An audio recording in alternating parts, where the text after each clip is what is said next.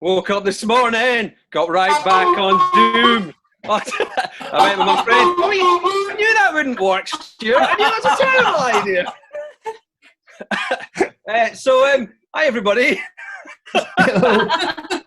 You can tell we've done a lot of rehearsing. It's tricky on Zoom though. You know all these online things where you get whole bands doing stuff. They're not all playing live on Zoom at the same time, are they, Stuart? No, they are not. This discussion before. It's nonsense. So there'll be no 4-part a cappella harmonies today, I'm afraid. Anyway, thanks. Hi everyone for coming. Thanks very much. We are. What are we? We're all. So you're going to be listening for the next hour to 4 best-selling writers not talk about their books, which is going to be fun because we all have an alter ego where we are all musicians in various kinds of ways with various kinds of music. So that's what we're going to talk about, really. Are we going to introduce each of ourselves one another? Or I'll just introduce everyone. I'm Doug Johnstone. I've written some books. I'm also the drummer in the Fun Loving Crime Writers. And I am also a singer-songwriter. We also have Stuart Neville, who is best-selling novelist, obviously, and is also the guitarist in Fun Loving Crime Writers and also writes his own music.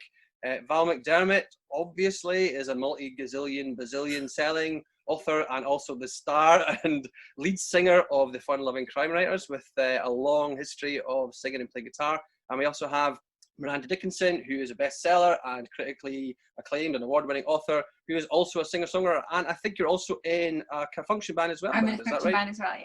Okay, so what are we going to talk about? Well, we're not going to be jamming, so let's talk about music. But I think Stuart had an idea that one place we could just start off would be, because there's this idea, we discovered when we formed the Fun Loving Crime Writers, there's loads and loads of writers that also have musical inclinations. And we were both interested, me and Stuart, for everyone here, whether which came first when you were little? Were you always interested in writing first, or music first, or a bit of both at the same time? Miranda, do you want to start us off? What were you like as a little kid? Oh, I was really precocious. I love singing. I used to sing a lot. I used to sing songs with about 95 verses, but then my parents were folk singers, so I think I was getting my revenge in early.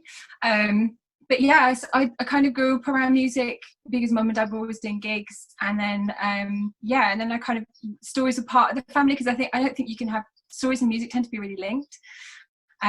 So yeah, that's where it started. I didn't come to writing until later on, but I started gigging with bands when I was 17, and then doing session stuff, and so that was kind of always, I think I was always going to go down that road, I think. I forgot to thank you very much. I forgot to say, if anyone's got any questions, I can see you're all hammering away on the chat already. Great. If you've got any questions, if you can stick them in the Q&A, it's a little thing down the bottom there, and we will try and get to as many questions. I mean, that saves us talking crap that you're not interested in. If you if you send us some questions, and then we can talk about crap that you are interested in. Val, what about you? What was your musical upbringing and your writing upbringing? Well, there was always music in the house, but it was mostly people singing. My dad was the lead tenor in the Bow Hill People's Burns Club concert party. So he was a great Burns man. And when we'd go out in the car on a Sunday, it was the days when cars didn't have sound systems. So we just sang in the car. So we sang everything from folk songs to current chart songs, whatever. We would just sing. I mean, mostly me and my dad. My mum would join in. So music was always kind of present in my life. And when I was about 9 or 10, I got a transistor radio, which meant I could listen to Radio Luxembourg under the covers with an earphone in. And so I'd always listened to music right through my entire life. But it became more of a performance, I suppose, in my early teens. I got a guitar when I was 13. And that was the start. I got involved with singing in folk clubs. And Kirkcaldy, where I grew up, had a really great folk club. And everybody who was anybody performed there. And that's where I met people like, Jerry Rafferty, Billy Connolly, Davy Arthur and the Furies, all those kind of guys. And we'd all sit about afterwards. And there was an open mic part of the week, every week. So I started to sing at the open mic. And I was writing terrible songs all through my teens, as I think most of us who are interested in music do.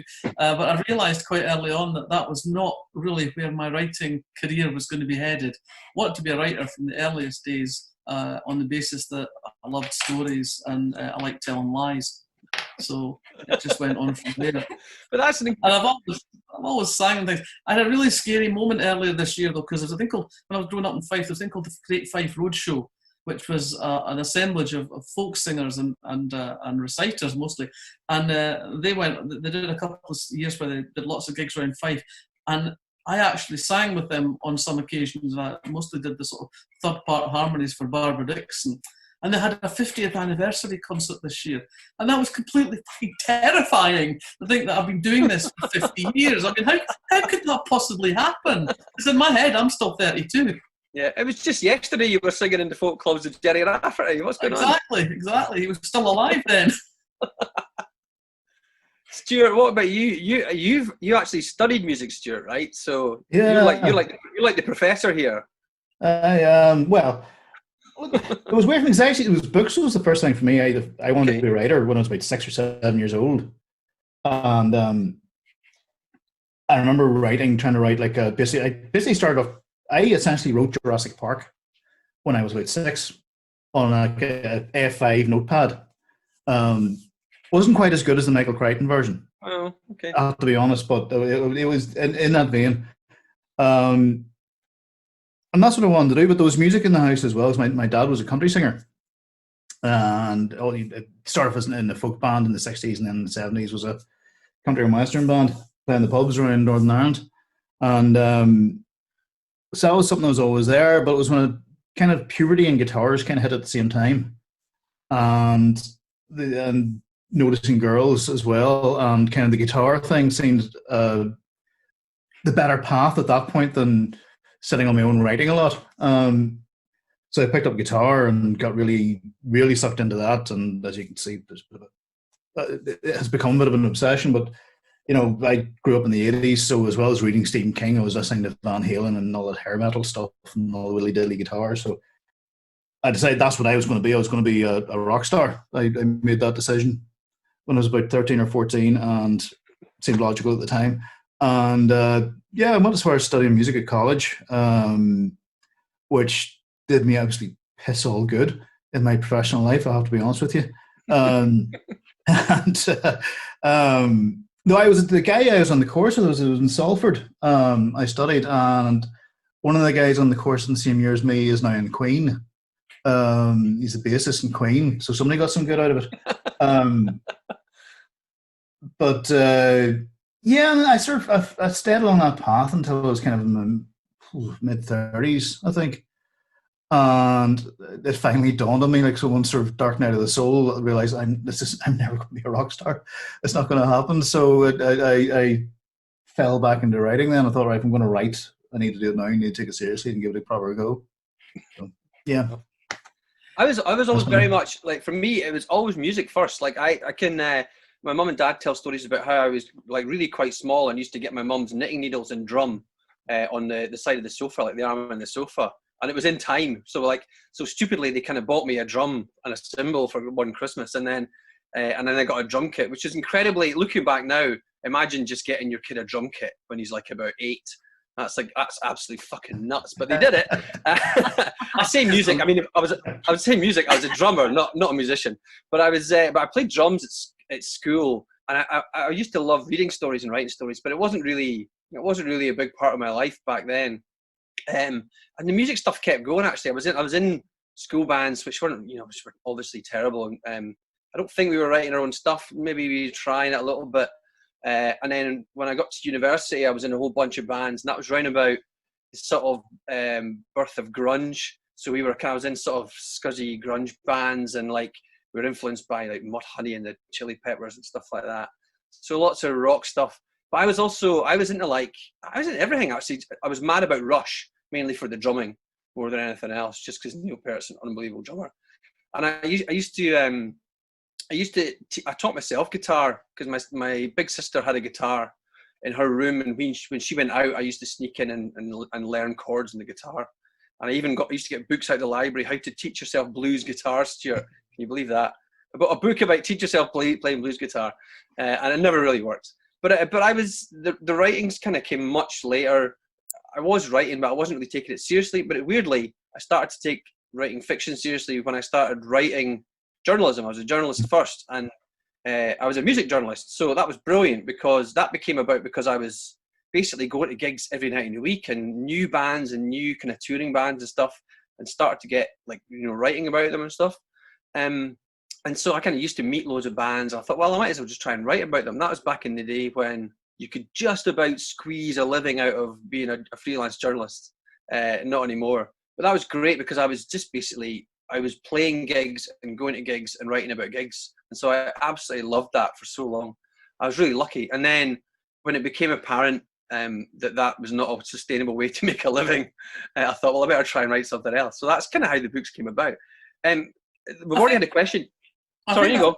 I think for a lot of writers, I mean, the more we explore this, as in our day job kind of things, talking about it at festivals and things, you realise how many writers wanted to be musicians or were musicians. And I mean, so many of us, I think, just are wandering down the boulevard of broken dreams. I mean, like Ian Banks wanted to be a musician. I wanted to be Joni Mitchell, but I just didn't have the hair. And I think so many of us had that ambition to be performers. And in a way, the kind of performance that we do as writers, we do the bit of sitting in the room by ourselves, which I suppose is like the equivalent of the songwriting bit. But then we do go out and we perform, and we get that buzz from the audience. And it might not be making music, but it's kind of the sister of making music. Yeah, and there's something about the sort of the band thing's interesting. I promise, Miranda, we're not just going to talk about the fun-loving crime writers the whole time here. No, I want to know all the backstage gossip. That's why I'm here. Totally up to this. I need to know all the stuff. But there is something. I mean, you're in a band as well, Miranda. It's like there's something really interesting about that dynamic. It's not always easy. In fact, with the fun-loving crime writers, it has been incredibly easy. But I mean, I've been in like dozens of bands where it's a real pain in the arse, and you don't get on with people and all this sort of stuff. What's your experience been like with bands? Generally not too bad, because they tend to be my mates. But then occasionally I'll get like depped out, because I'm a singer, so I get depped out to other bands. If the singer's got laryngitis or something, I'll get a phone call, and that's always very interesting when you come into different dynamics. So you're not really aware of what's going on, and you're just walking blindly into the middle of it all. I've done some gigs where the whole band fell out during sound check. And so we're looking forward, and we're really going for it. And every time everyone turned around, they're all like, I'm just really not very happy at all. And yeah, it's strange. It is a weird thing. I always find like gig rehearsals are the worst. That's the time when you get all the rivalries. The sort of everything that everybody's buried and nobody talks about always comes up in when people are talking about what you're medleying, or how you're going to end it, or something like that. And it's just But I think as a writer, I think that's interesting, because it's fascinating. It's like the ultimate people watching thing, to see those dynamics within the band. And I've snuck gig stories into my books before, just because, and people never believe them. That's the funny thing. You put your gig stories in, people go, and Amazon reviews say that would never happen. Like, I can tell you the gig that we did when that happened. But I think it is interesting to sort of the different dynamics that you have with different people.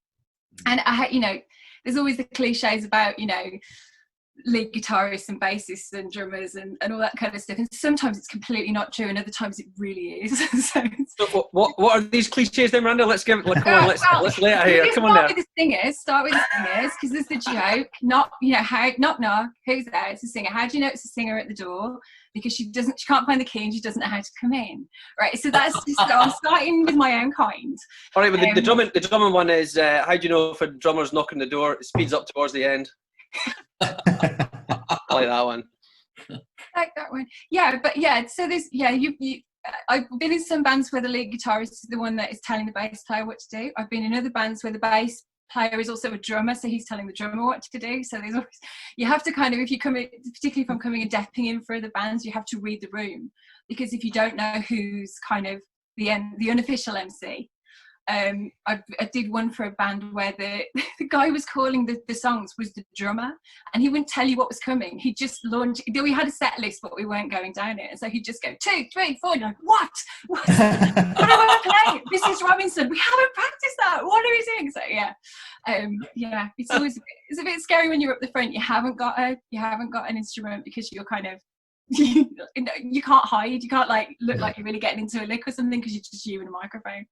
It's always very interesting to see that. Yeah. Well, what's we'll go do around everybody. What's the worst gig you ever played? What's the most disastrous gig? When did it go really wrong? I mean, they were all bad. I mean, for years. We were the bands I was in, sort of, from in my teens and 20s. We were all writing original material, which was all, I was doing quite a lot of the songwriting, so I can say it was mostly shite. But it was the toilet circuit. It was called the toilet circuit because the venues are like fucking toilets. And we used to play, go on little mini tours around the central belt of Scotland to virtually no one. A windswept Monday night in January is never going to be a popular gig for most folk. But I mean, I remember once we did a few shows down in London that were always terrible because it's like a 5-6 band bill and you have to pay. And then, you're always on first or last, which are the worst slots. Because if you're in the middle, people are still there and are a bit drunk. But if you're on the start, no one's there. If you're on at the end, people are already hammered and don't care. So they were always bad. But I do remember one, very vaguely remember it. We played, this is the band I was in called Cheese Grater. Nice. That's a great name. Great name, Cheese Grater. Cheese Chord, you know the score. So Cheese Grater, we were very much basically Ned's Atomic Dustbin meets Mudhoney. That was our shtick. But we played a gig down in Galashiels at some sort of like disco. I don't know what it was, but we all got absolutely hammered on the way down there. And then halfway through the show, I was so drunk there was like I was presuming that the stage had a wall at the back, and so I leaned back, but it was just a curtain. So I just went right off the back of the stage. Like in the middle of a song, and it took about a minute for the rest of the band to even notice. They were all just heads down. After we going, what the fuck is this guy going? And I was just lying, and it was a drop of about 2 or 3 feet. I was like just lying on the ground. What the fuck happened there? So anyway, that went down quite well. What about anybody else? Oh, you've Well, mine is a slightly bizarre one. When I was an undergraduate at Oxford, I did quite a lot of singing in folk clubs and doing sort of gigs at people's parties and things. And one of the tutors at my college, one of the philosophy tutors, knew that I did this kind of thing. So she signed me up to perform at the retirement do of the senior economics tutor in the college, who was about 120. And I said, I don't know that I'm quite the right thing here. And she said, no, be marvellous, darling. Just turn up at 6 o'clock at the punting stage and we'll be ready. And so I was stuck on the end of this punt with my guitar. And there was like 5 punts full of elderly people. And me sitting there thinking, what the fuck am I going to play? The streets of London's not going to go down here. And I was sort of playing away, sort of some traditional songs and doing some ragtime guitar and things. And then the voice of the woman whose retirement was being celebrated came up from the other end of the punt. Do you know any Gilbert and Sullivan? It was just toe-curlingly awful. I got to the point where I seriously considered throwing myself in the river. It's just one of those things where every single thing you do is good to have people going like, what the actual fuck? Terrible. What about you, Stuart? What about your terrible gigs? There was one venue we used to play just across the border in Monaghan. And this is like the late 80s, so it was still full-blown troubles still going on in Northern Ireland Army on the streets.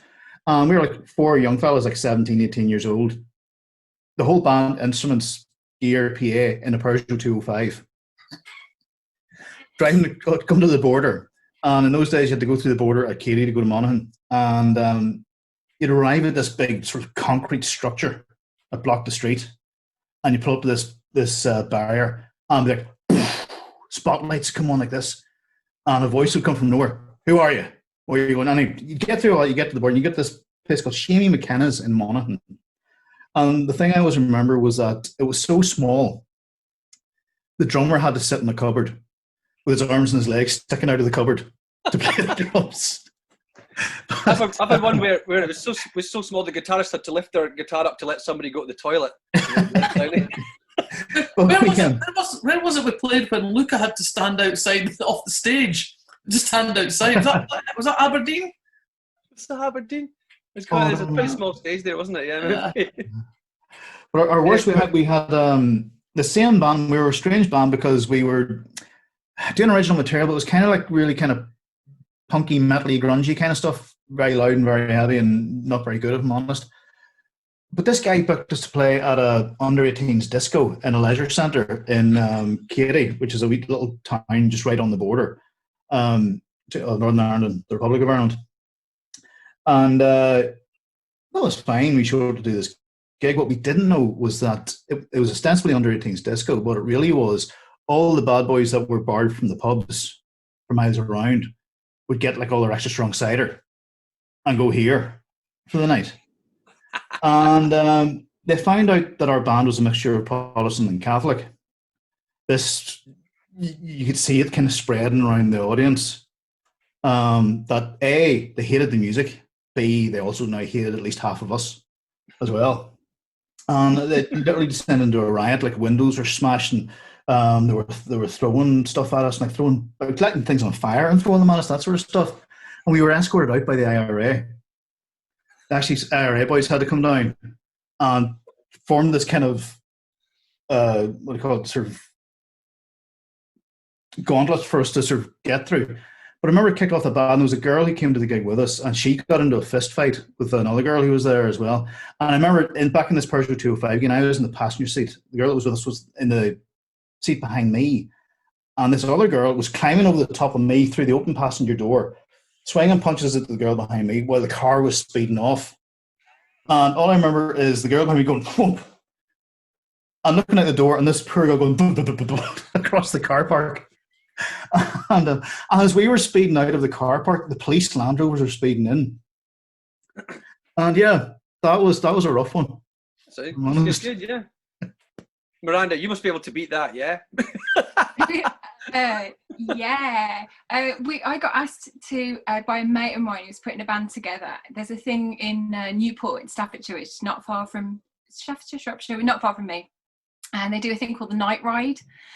So they get basically the Team GB cycling team come, and it's like, all the stars are there, and they do this kind of loop around the town, and it's great. We've got an HGV trailer. You're all going to be playing on that. Got proper, like, really good sound company come in, and we're going to put this random set together because it turned out that they all liked kind of 70s and 80s rock, and they didn't transpose anything. So I went from kind of Lee Marvin to Joe Pasquale all the way through it, trying to make it work.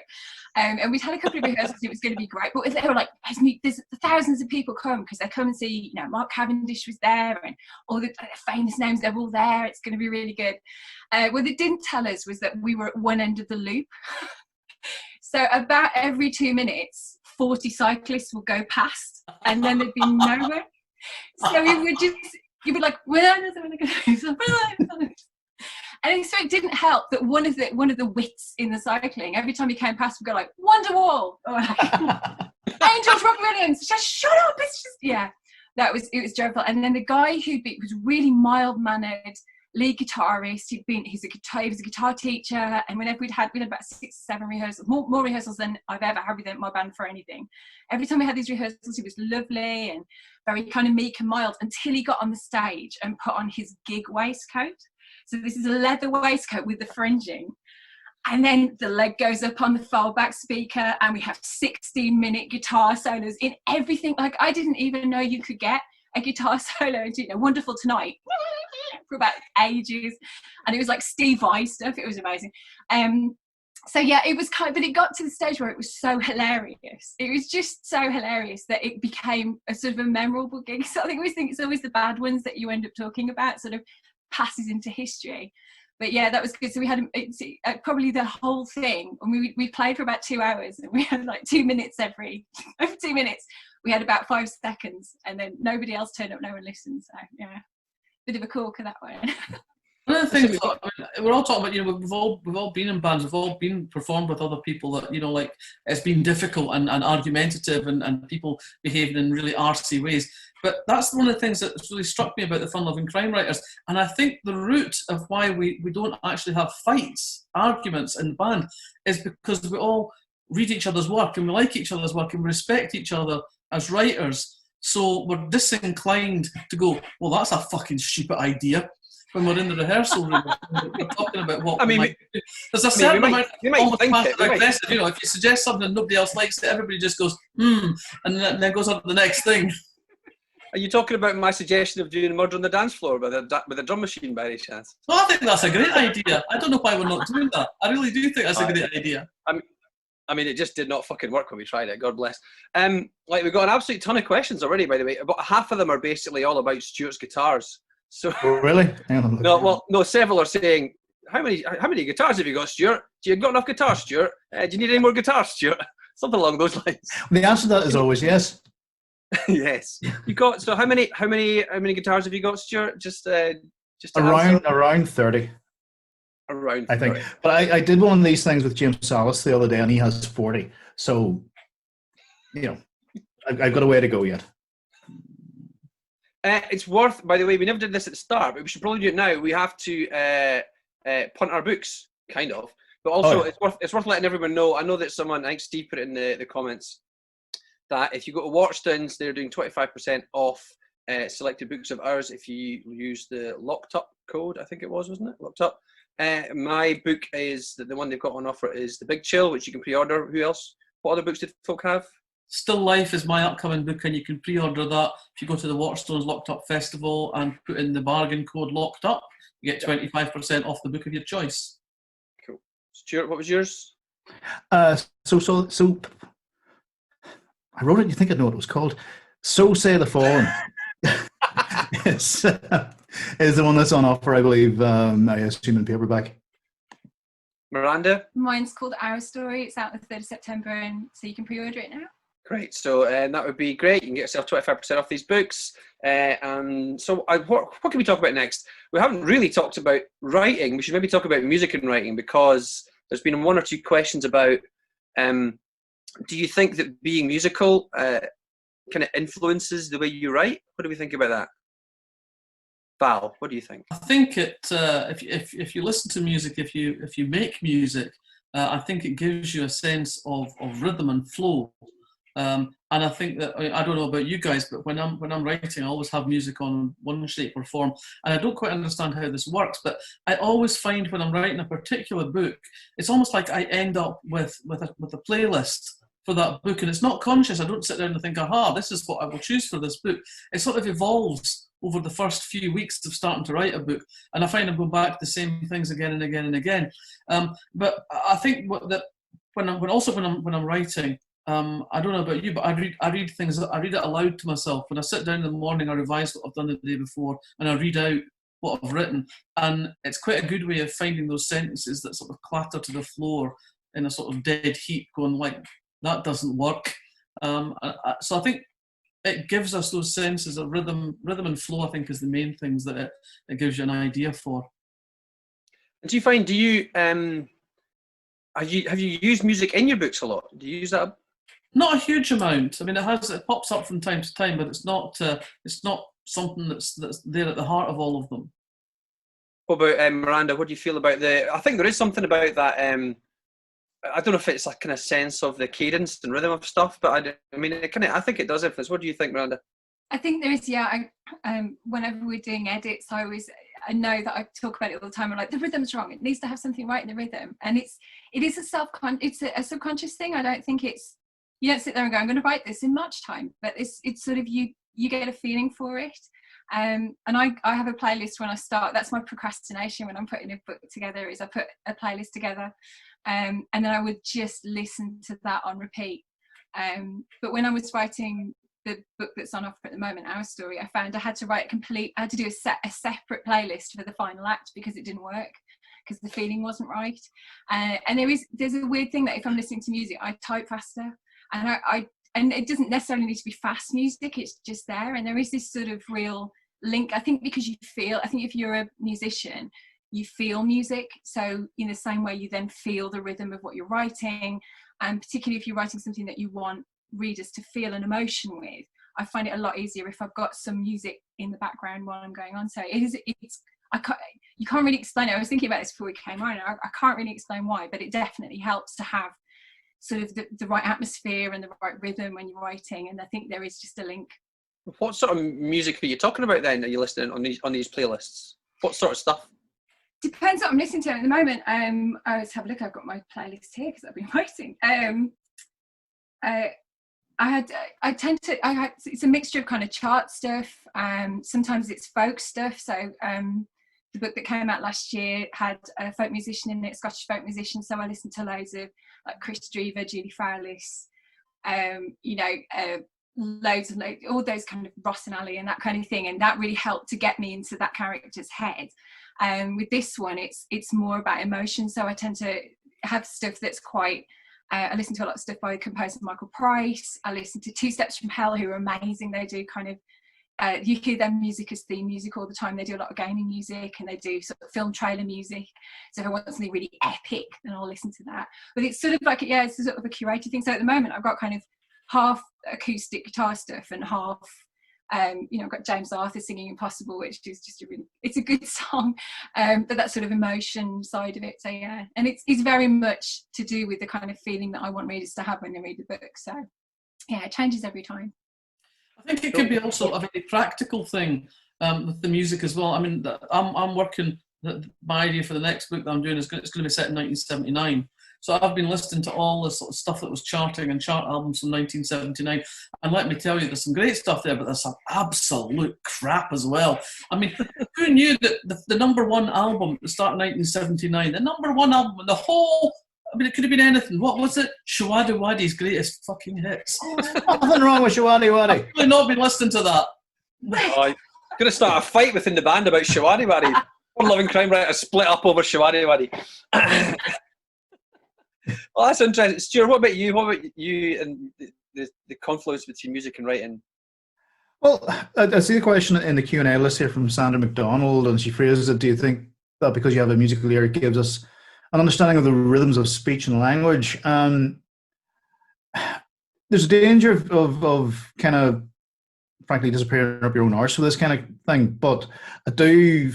It maybe does. I think you maybe have a sense of rhythm and dynamics, and I've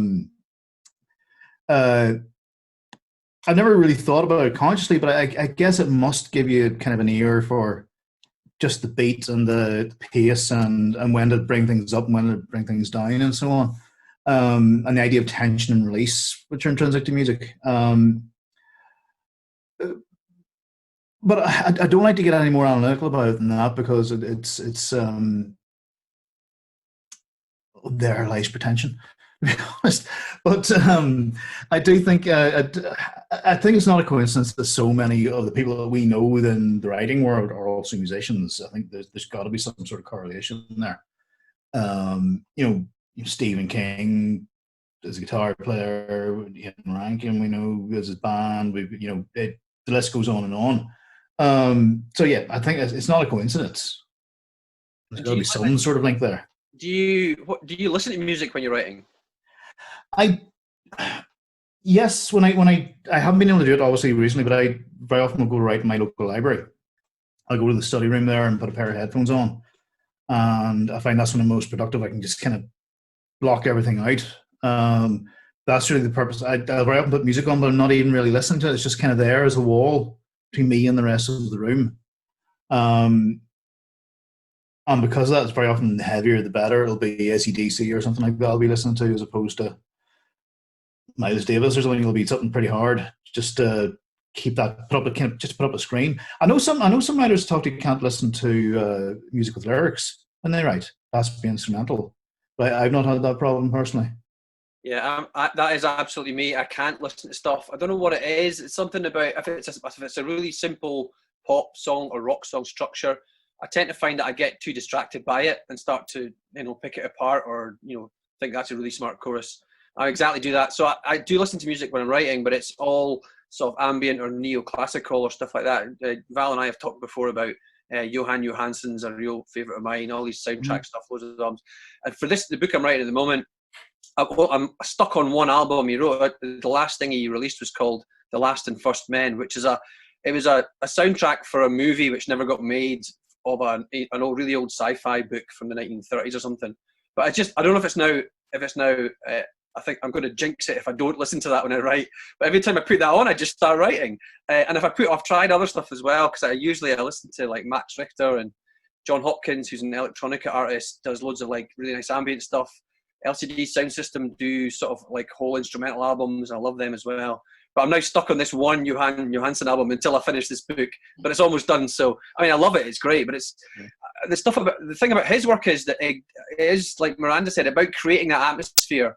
I find that his stuff is like he did the soundtrack for Arrival, the movie Arrival, and it's not just sort of nice plinky plonky classical music. There's a strange, disturbing undertone to it, which I think fits really well when you're trying to write something that's weird or crimey, or something that's slightly subversive or strange, or there's weird psychology in it, I think. What do you think, Val? I think that's right. I mean, I listen to a lot of his stuff when I'm writing as well. But I also like the stuff that has vocal elements, but not lyrics that you can understand. So, you know, some of Johan Johansson's stuff has got voices, like Odi et Amo. But also, I mean, I really like Jocelyn Pook.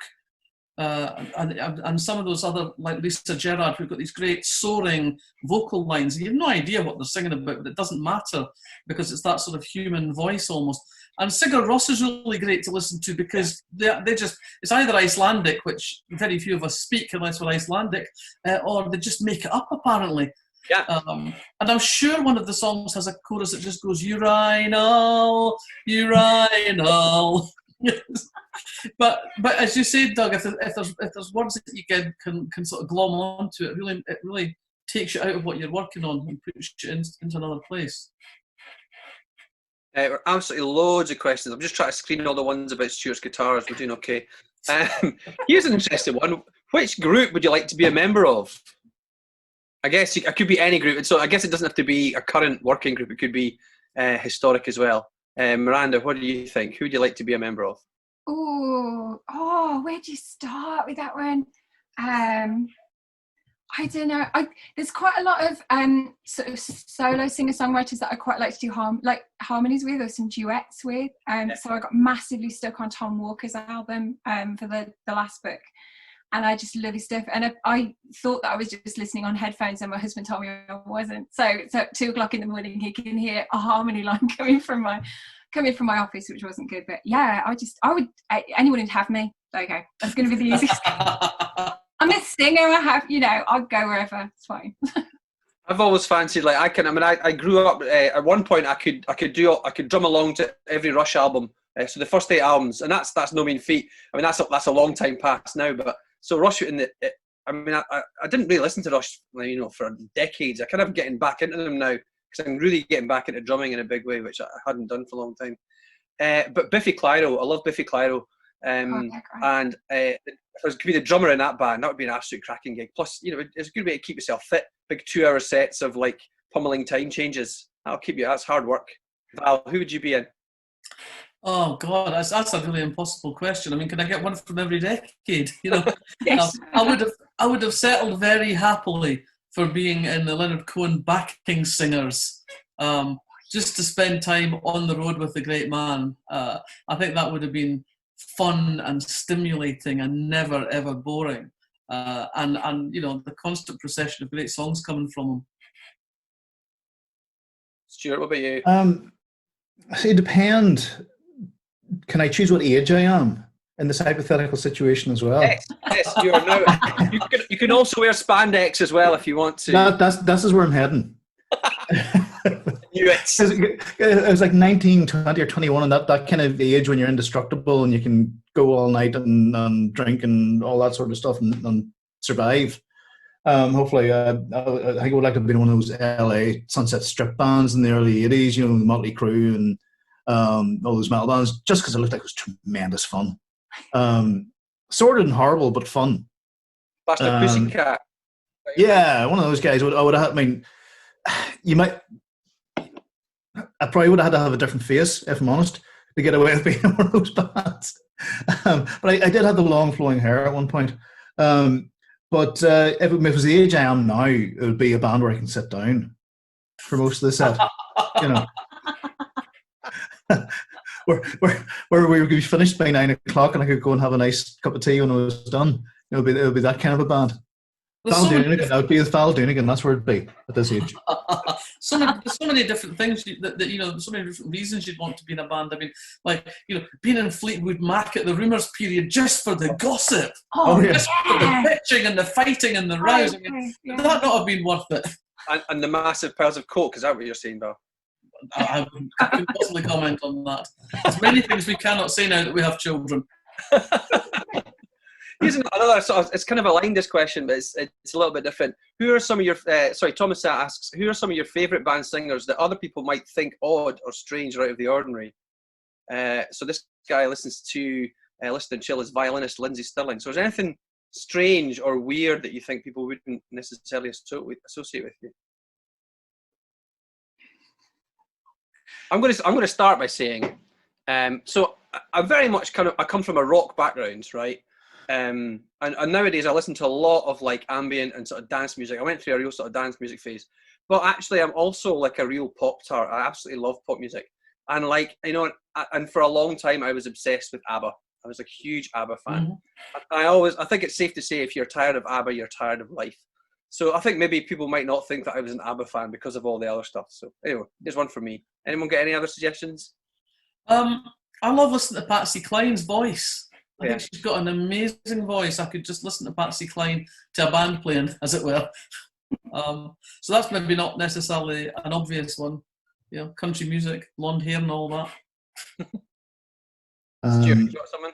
I'm kind of very much classic rock, kind of a guy, you know, from late 60s to early 80s is kind of my time in music. But I also got a taste for like old like Delta blues and Chicago blues and stuff like that. I mean, I've been listening a lot recently to Blind Willie Johnstone, who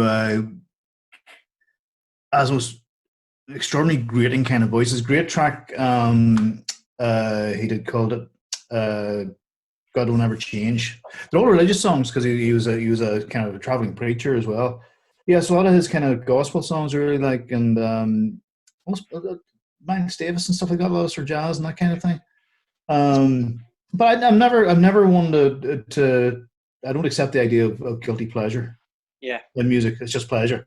Yeah, and I'll always fight. I mean, like I said, I'm a classic rock fan, and I think one of the things people don't get about rock music and classic rock music is that it's supposed to be ridiculous. It's ridiculous because it's supposed to be ridiculous. You know, when you watch Kiss or Iron Maiden and like Eddie comes on the stage, this big 20-foot tall kind of marionette, this kind of thing, we know it's stupid. We know. That's why we like it. When AC/DC do a gig and the cannons come up and the 21 guns out and they go and all this stuff, yes, it's ridiculous. It's supposed to be ridiculous, and that's what's brilliant about it. So I've always described the view that if you only like music that's cool, you don't like music. You like fashion. So I always, for me, the less cool the music is, the better, very often. That's why fun-loving crime writers are so good for you. Yeah. Oh, speaking of which, by the way, that leads us nicely into this. Now, I don't know if this question is set up. Leslie Turrell has asked, now, try and keep a straight face, guys. Would the fun-loving crime writers play Glastonbury? To which I would just like, hang on a minute. Just like, hang on. Yes, we would, and we have played Glastonbury. The missing word in that question is again. Yes, well, we certainly would. I mean, we've only got 15 minutes, so we can't talk about every single thing that happened in Glastonbury. But no, yeah. So we did play Glastonbury last year. How was it for you, Al? Me? Yeah, I drove the van. I'm in a band with 5 guys. No. All claimed not to be able to drive a big van. So I drove the van. But that was Mark's idea, didn't right? live on that. Some bastard nicked my bottle of wine from our fridge. I'm sitting on our fridge. Our rider, we made a real mistake on the rider. We asked for a rider a case of lager and a bottle of red wine, and then we looked in Hawkwind's fridge and thought, we are really stupid. I remember it was Marker who was opening Hawkwind's fridge and bottles of vodka just spilling out onto the floor. Even the guy from Dire Straits had a fridge full of booze. And we opened our fridge and there's one shelf with like 6 bottles of beer on it. I think Mark nicked a fucking bottle of wine. No. I just love that you now have a gig story of when I opened Hawkwind's fridge. That is amazing. Fantastic. I was just disappointed there wasn't a big waft of like powders and like heroin and cocaine falling out of it instead of just vodka. Maybe Miranda, keep it in the fridge. You mean you've never been in Hawkwind's fridge? Yeah. Right, loads of other questions. What else could we do? Oh, I'm trying to avoid all the fun-loving crime writers ones. What is the I best... see one there, Joan Davidson. What is the best gig you've been to, and who is still on your bucket list? Yeah, that's interesting. I went to see Travis 2 years ago, and they did The Man Who. They did the entire album. And it was obviously like, you know, I was there and realised, thinking that I was 18 again, and then realising that everybody was in their 40s. It was a bit crushing, but just such a gorgeous gig. And to hear an album in its entirety was amazing. And I still, like, I think Facebook reminded me of it a couple of weeks ago, and I straight away just go, oh, great gig. That's such a good gig. Fran Healy's voice is just beautiful. And it felt like, as soon as you got there, you know, there's some gigs that you go to and you think, I will remember this one. This is going to be one that stands out. And just really, really special. Loved it. Absolutely adored it. That was a fantastic. Anyone on a bucket list that you haven't seen that you'd like to see? I want to see James Taylor, because everyone I know has seen James Taylor live and I haven't. And sort of looking at it now, you're thinking, chances of him, I don't know. But yeah, I'd love to see him, because my mum and dad had a vinyl of him when I was really tiny. I used to stand by the record player and sing along with him. And when I first worked out that I could do harmony, I'd do harmonies, because you just want to do harmony when you listen to a James Taylor song. So yeah, he's my bucket list. I'd love to sing him live. I think like several. I've seen there's a band called the Flaming Lips. I've seen them live a few times. Don't know if any of you guys are fans, but like, I mean, I kind of I'm not a huge fan of the band. Like, you know, I've got quite a few of the albums and they're pretty good and I really like them. But every time I've seen them live, they've been absolutely amazing. Like, massively step up, next level from the recorded stuff. It's like a party. It's like a massive big party. It's crazy. They come up with huge inflatable balloons and confetti everywhere, and he's riding around on a unicorn with whose horns lighting up, and it's a massive show, and it's a real, like you say about that gig with Travis, Miranda, it's like a real communal spirit. Like, it feels like everyone's in the same sort of state of mind. Everyone's like really up for it. Yeah. And even if you turn up, and I remember I saw them once at the Usher Hall, I think, and I was really badly hungover and just not bothered, and it was a Sunday night and raining, almost didn't go, and then went there, and I came out 2 hours later, absolutely, you had to like peel me off the ceiling. It was just, I felt so good, felt so absolutely brilliant. And a bucket list, I don't know, there's always loads of stuff that I'd love to see. If we can go back in time for gigs that we missed, I would love to have seen Thin Lizzy in their prime in the 70s. Yeah. Round about when Jailbreak came out, round about that time, that would have been an absolutely cracking gig. My brother saw them, annoyingly, before they split up, but I was too young, bastard. Val, what's your favourite gigs? It'd be a toss-up for me between seeing the Proclaimers in the late 1980s in Manchester. Chrissie Hynde in her pomp was absolutely stunning. She wore a black leather outfit in the first half and a white leather outfit in the second half. She was amazing. It was a fantastic gig. It would be a toss-up between that and seeing Blondie live, which I've seen them like 3 times live, and every single time Debbie Harry just blew me away. She's just amazing. And Clem Burke, one of the greatest drummers ever, I think. Those were just really sky-high memorable performances. And what I would like to go back in the time machine as well and see Joni Mitchell at the height of her powers. It's too late now. The voice is shot. She doesn't keep very well. But I would have loved to have seen her live. Stuart, what about you? Still, all these years later, my best gig I ever saw was Iggy Pop in Belfast, in the Queen's University Student Union building. And back in the late 80s, nobody came to play in Belfast, ever. And the only people that came were the metal bands, which is why Belfast is always a great metal city. Nobody else would come near us. But Iggy Pop came, and he played in the canteen in the Student Union building in Belfast. And it's on the top floor. And it's basically where everybody had their lunch. For some reason, they set up the stage and they ended the gig there. And I wasn't particularly an Iggy Pop fan. I went just to go with my mates because he wanted to go. And but I've never been so afraid to take my eyes off the stage for fear of missing something. Just from start to finish, he was just, it's like a spinning top. Somebody just got a spinning top and they just went for like 90 minutes solid. And I remember like when the main set finished, the band had left the stage and he was still just thrashing about and smashing his mic stand off the ground. And it wasn't like it wasn't artifice. It was just, he was just that lost in the thing. But the thing that sticks in my mind, Iggy Pop's really tiny. He's like 5'1" or something. The stage was that high and the lights were so low.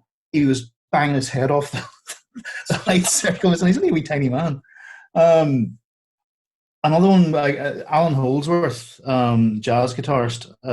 I saw him play in Manchester and the Band on the Wall in Manchester in 1992, 10th of May 1992, and I met him afterwards.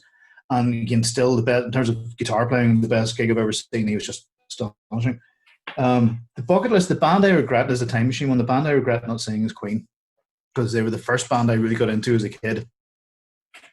And I think the last time they played in Ireland was in 1986, and I would have been too young. I was only like 14 or something. I couldn't go to that kind of a gig.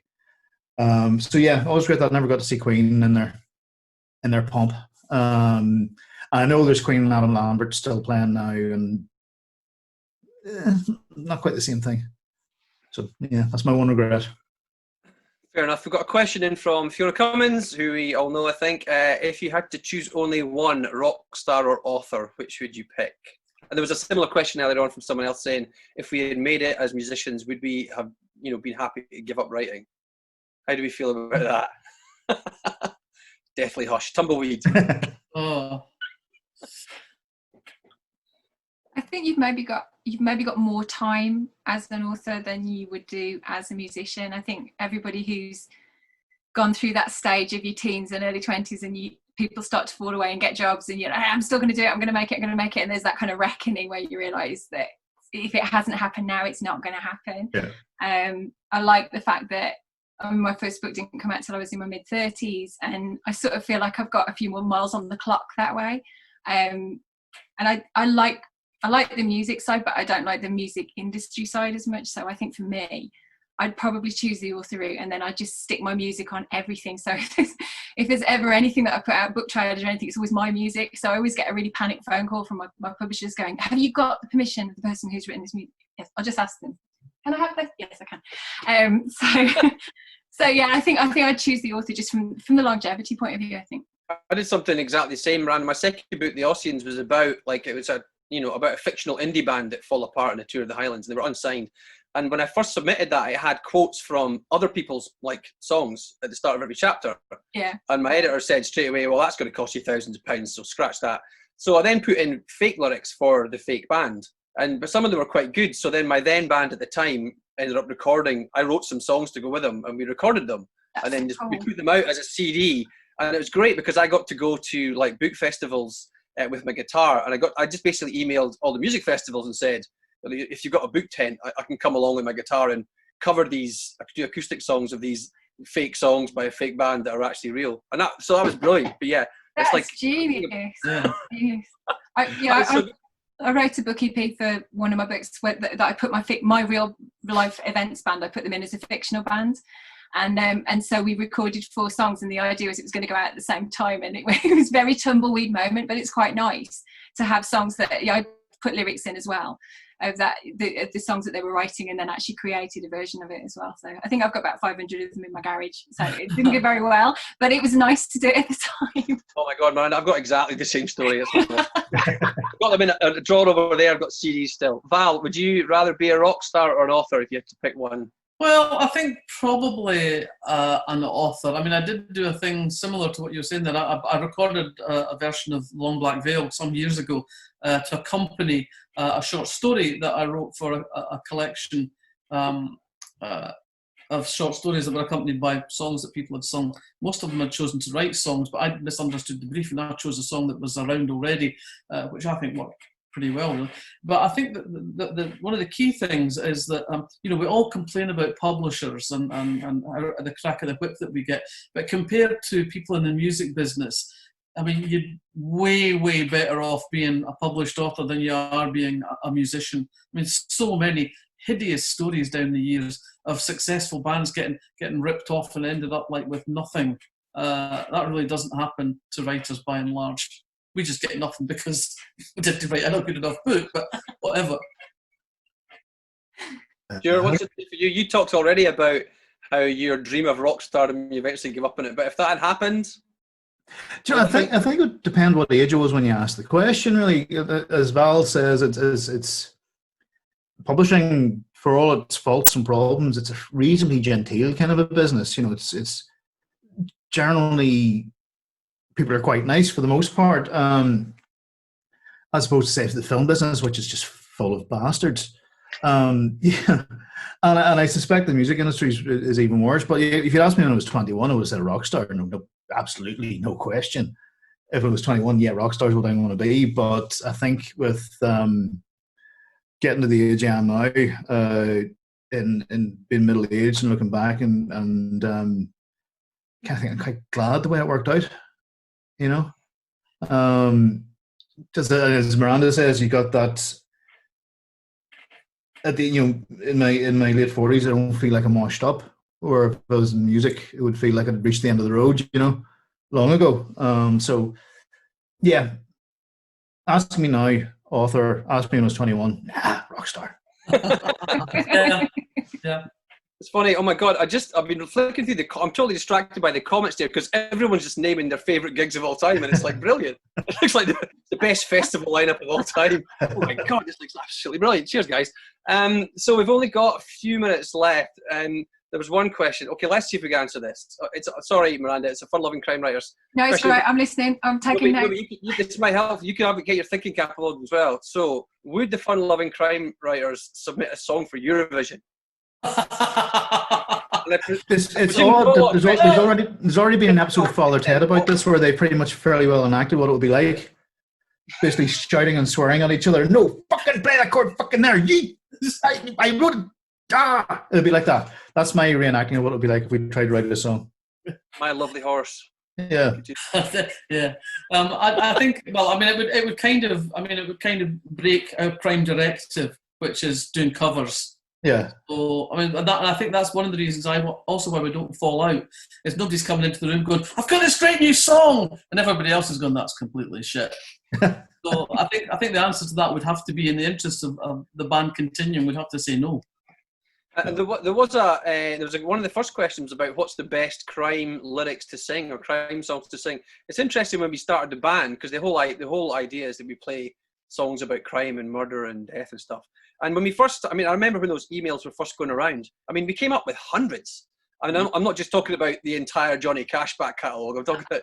It was extraordinary how many there were there. And I wondered, is there a favourite of you guys that you like to play? Val, if you're singing, is there one that you're really getting into some of those ones that we're doing? I love pretty much most of the ones that I'm singing on stage, but I do love Riot in Cell Block Number 9 because we all just let rip on that, and the audience loves it. Everybody joins in. It's great. It's a great number. It's a riot.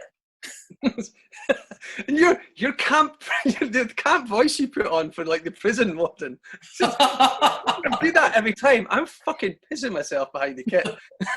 I'm channeling David Mundell. What is he says? What's his line? If you don't stop this, you'll all get the chair. That is the campus prison I've ever been in. That's brilliant. Listen, guys, I think we're out of time, aren't we? 7:30. Oh, jeez. We are. Yeah. Thanks everyone for tuning in. It's been great, and surprise your people in your house by giving a loud round of applause for Miranda, Stuart, Val, and myself. And thank you very much, everyone, for tuning in, because all the money for this is going to the Trussell Trust for food banks in the UK, which is a brilliant chat. They've raised absolutely tons of money, and all the authors are doing it for free. So all that money is going to charity. And huge thanks, I think, from everyone here to Luca and Steve for really taking care of us all and putting this whole amazing thing together. Will I quickly plug what's coming up next? I think I've got a list. Next one up is it's Ian Rankin and Janie Godley. Oh God, that'll be good. And then Luca and Steve are coming back on at 9:30 to do their 2 Crown Writers and a microphone thing. Okay, so thank you, everyone. Thank you. Good night.